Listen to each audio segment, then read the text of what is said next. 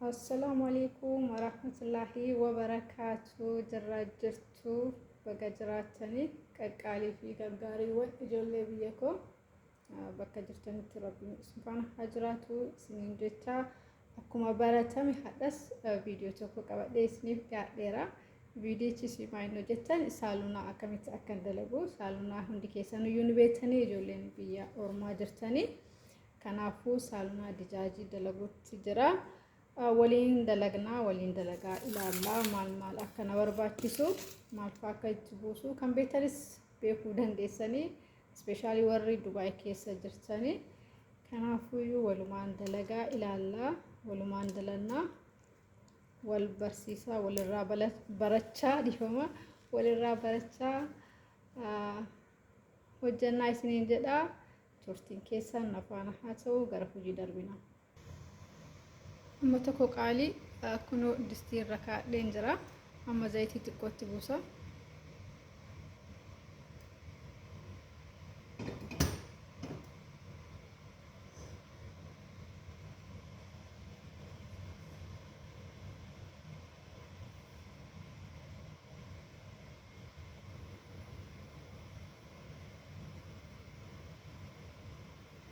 Zayitii kiyyaa gatti buusee ka'een booda shunkurtiin itti naqadha.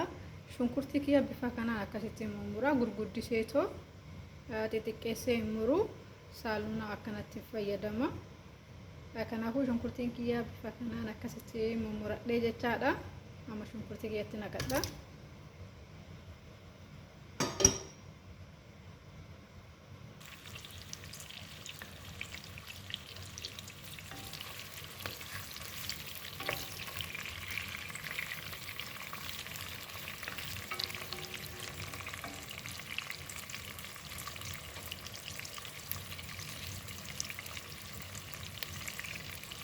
Shunkurtiin kiyya dafee haanaa bishaatu waan jedheef soogiddan itti buufadha.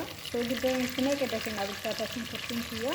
Kanaafuu jalqaban itti naqadha. Soogiddaa akka dhumarratti naqadhu akka nama dafee shunkurtii naa bisheessaa jechaadha.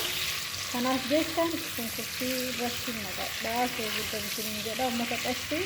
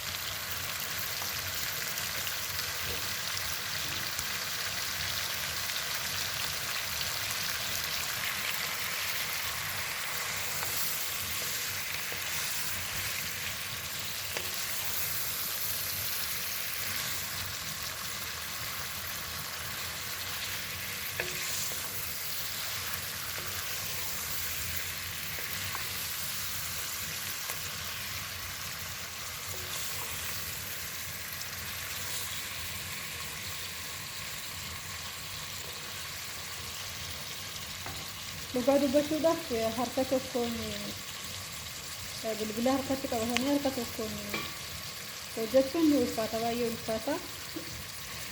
Viidiyoo hojjechuun baay'ee namatti ulfaata. Akka kiyyaa rakkatanii hojjetanii immoo isiniin jedha uummata qasti ani baay'ee rakkachuutti jira. Akkanatti viidiyoo dalaguun baay'ee tokko waraabuun baay'ee tokko namatti ulfaata. Ni ulfaata dhugaa dubbachuuf. Akka isiniin jedha turtiin keessan nafaana haa ta'u. Saalunaa yeroo dalagu jechaadha baay'ee itti hin ifaatu daddafeen itti naannaqa waan itti naqu ifaa jechaadha ifaadee baay'ee hin barbaachisu erdii maankaa tokkotti naqa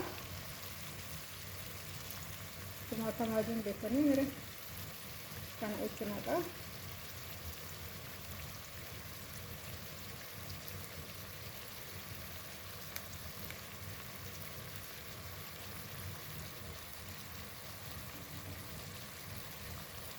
Achi akkasitti mix godha.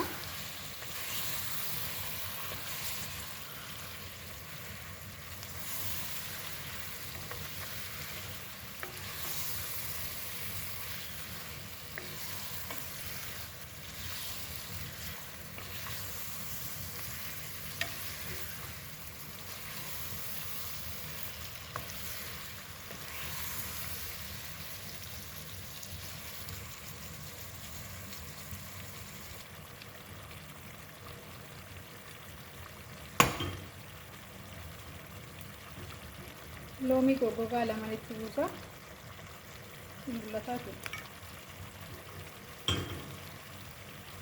Qaaraa timaatimiidha. Timaatimii bifa kanaan akkasitti mummuradha. Gurguddisee jechaadhaan xixiqqeessu akkanatti jechaadha. Timaatimii tokko bakka afuritti addaan qoodee fayyadama. Amma isa itti buusa.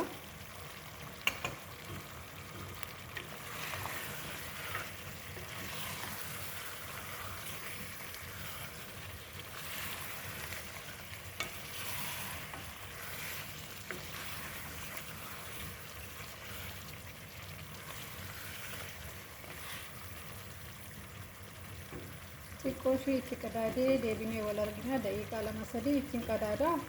Timaatimiin haga wal nyaatuuf itti qadaadee deebinee wal argina. Uummata qarshii turtiin keessan afaan haa ta'u. Uummata qaalii garuu viidiyoo dalaguudhaaf jechaadha. Akkasitti viidiyoo waraabuudhaaf anuma qofatu rakkachuu jira moo hunduma keenyaatu akkasii? Dhugaa viidiyoo waraabuun baay'ee na rakkisuutu jira. Akkasii kan ituuf jettee waraabduu fi kun tokko miti garagara. Kanaaf ulfaata saluunaan kee kana fakkaata. Bifti isaa baay'ee bareeda dhugaa dubbachuu fi dhamdhamni isaatiif akkasuma akka hojjettanii dhamdhamtan abdiin qaba inshaallah. Amma immoo kaarotii fi dinnichaa itti buusa. Kaarotaa fi dinnichaa itti buusa. Kuusaanis ni jira garuu kuusaa dhumarratti nutti naqa. Maaliif kuusaan dafee bilchaata waan ta'eef amma jalqaba kana dinnichaa fi kaarota itti buusa jechaadha. Dinnichaa fi kaaronni kiyyaa bifa kanaan akkasitti mummuradheen jira. Gurguddisee jechaadha. Saaluun akkanatti yoo gurguddate jaalatu mana kanatti akkanatti fayyadamaa isiniin jechuu barbaadeeti. Akkasitti mummuradheen jira. Amma itti buusa.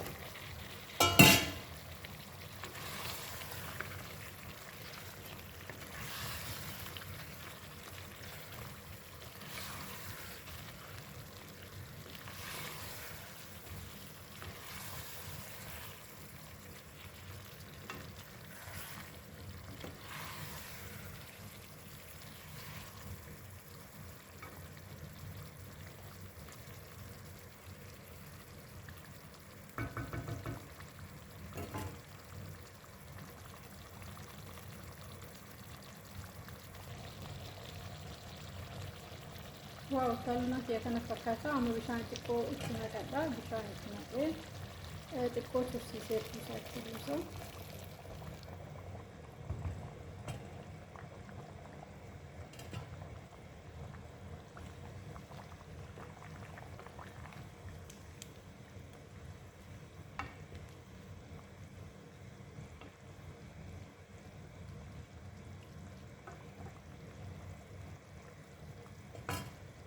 Xiqqoo qadaadee ammallee deebinee wal argina. Uummata qashtii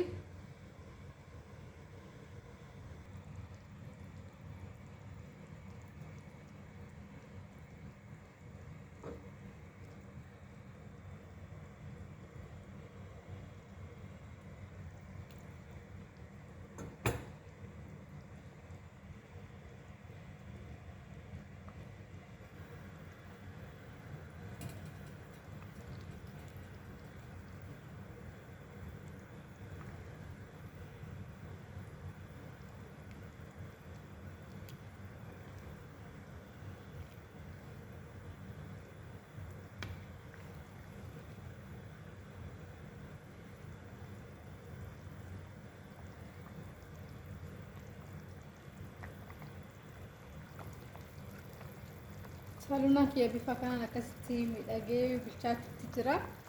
Viidiyoon yoo isinitti toleef laayik godhaa. Hiriyoota keessaniif sheer godhaa. Na jajjabeessaa isiniin jedha uummata qashtii. Amma immoo qimamii itti naqaa. Qimamii baay'eellee hin fayyadamu.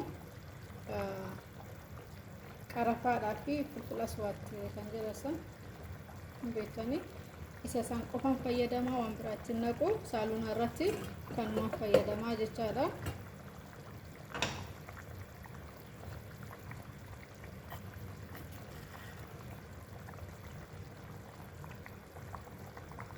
فلفل أسود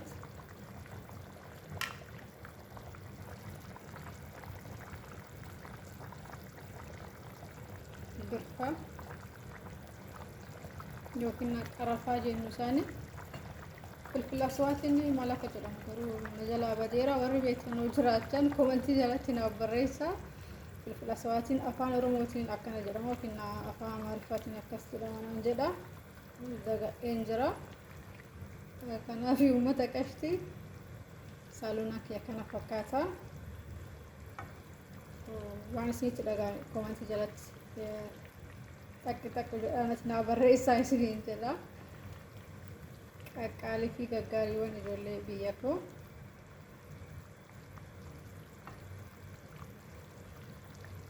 Kana fakkaataa saalunaan kiyyaa kunuunsi bifa kanaan akkasitti miidhagee tolee jira. Irraa baasanii nyaachuu qofa. Kanuma wanti ani itti naqu saaluma irratti soogiddaa abbaatu dhandhamata waan ta'eef dhandhamattanii akkasii kana fakkaataa viidiyoon kiyya har'aa viidiyoo biraatiin hanga deebinee wal arginutti turtii gaarii isiniif haa ta'u. Irraa baasee bilcheessee jechuun hin jiru. Akka fedhii keessanitti bilcheeffata waan ta'eef kanaaf irraa baasee bilcheessee akkas godhee jechuun hin danda'u.